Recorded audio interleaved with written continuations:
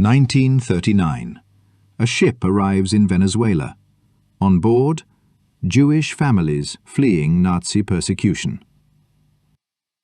Venezuela says yes. 251 refugees find safety. 1945. Another ship arrives in Venezuela. On board, men with false passports, new names, fabricated histories. But these aren't refugees. These are the people the refugees were running from. SS volunteers, Nazi collaborators, men who had worked in concentration camps, men responsible for thousands of deaths. The same country that saved Jews from the Holocaust would now shelter their executioners. This is the story of the Ratlines, and how Nazi war criminals found a new home in Venezuela. In May 1945, Nazi Germany surrendered. The 1,000-year Reich had lasted just 12 years. Across Europe, Allied forces began hunting war criminals. The Nuremberg trials would bring the most notorious to justice, but thousands of others simply disappeared.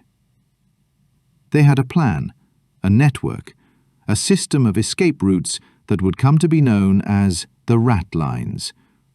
Rattenlinien in German. Ratlines. Underground passages for rats fleeing a sinking ship. The routes led from Germany and Austria through Italy and Spain to ports on the Mediterranean. From there, ships sailed to South America, Argentina, Brazil, Chile, Paraguay, and Venezuela. The network was vast.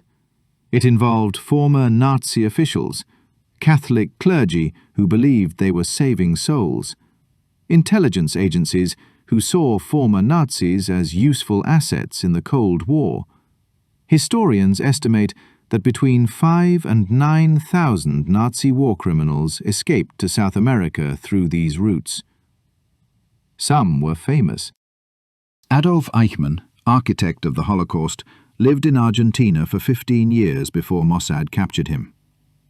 Josef Mengele, the angel of death of Auschwitz, died a free man in Brazil in 1979.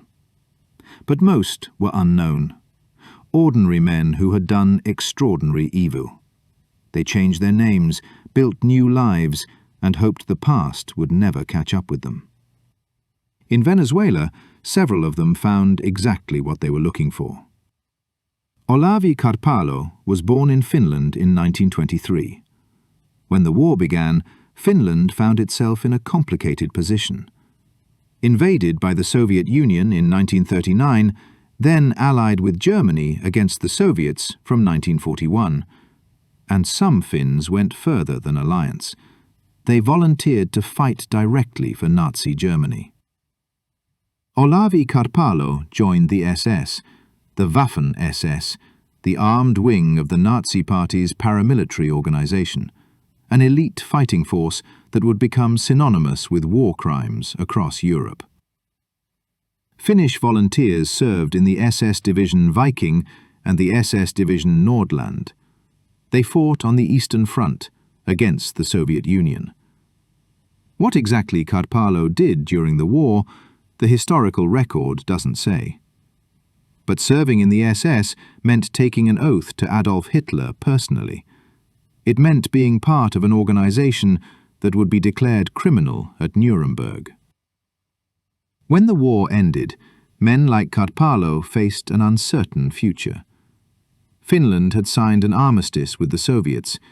Finnish SS volunteers were an embarrassment. Some were prosecuted, others simply left. Sometime around 1945, Olavi Karpalo made his way to Venezuela. How exactly? Through which ratline? The details are lost to history.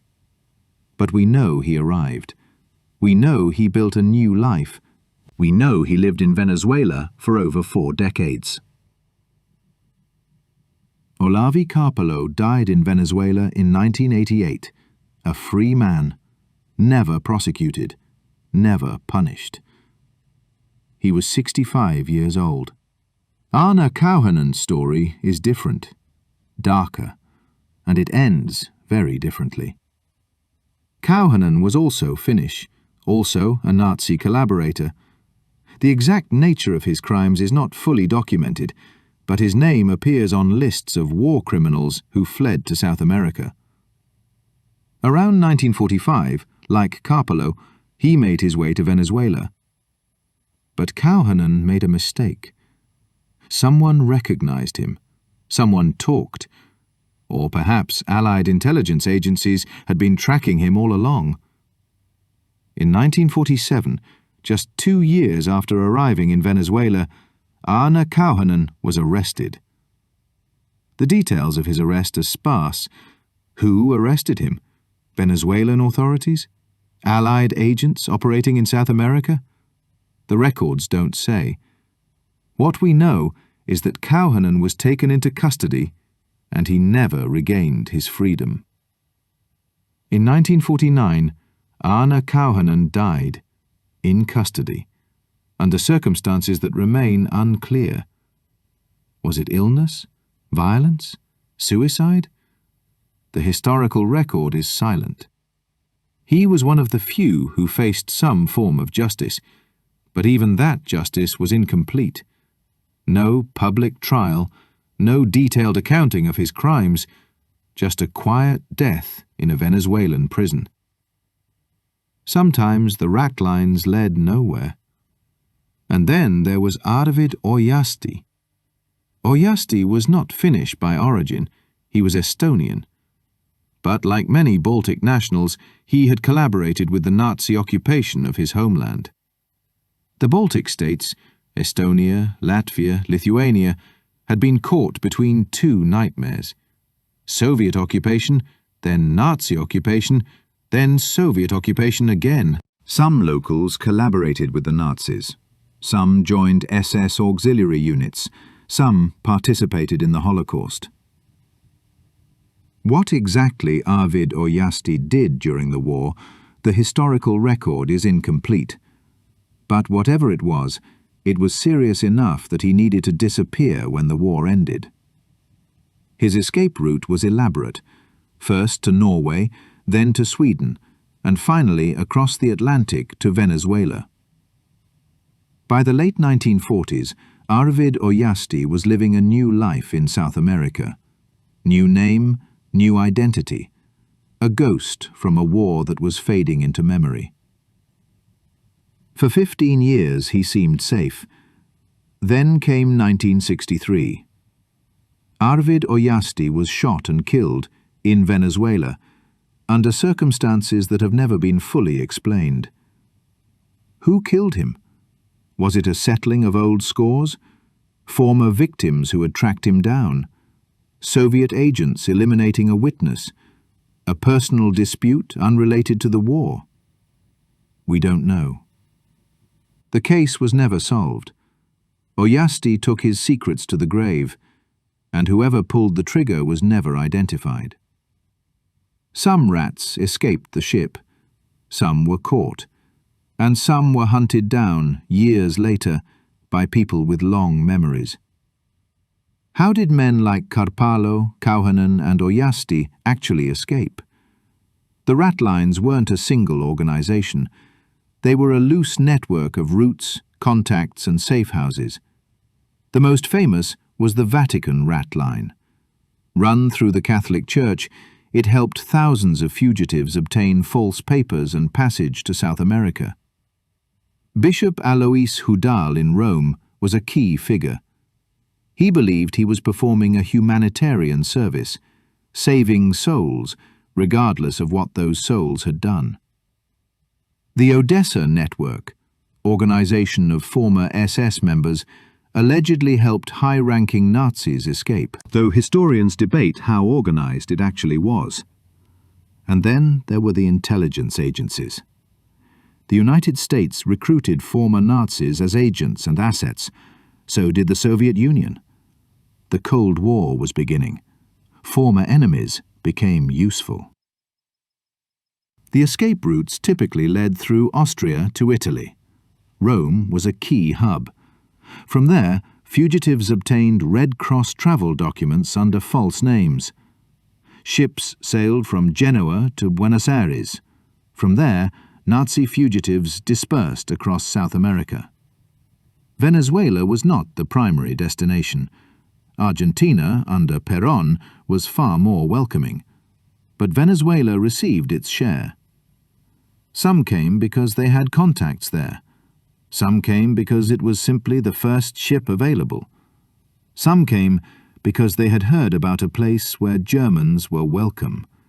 A place with a Nazi party, a German school, a community that might not ask too many questions. And here is the bitter irony at the heart of this story. In 1939, Venezuela opened its doors to Jewish refugees when almost no other country would.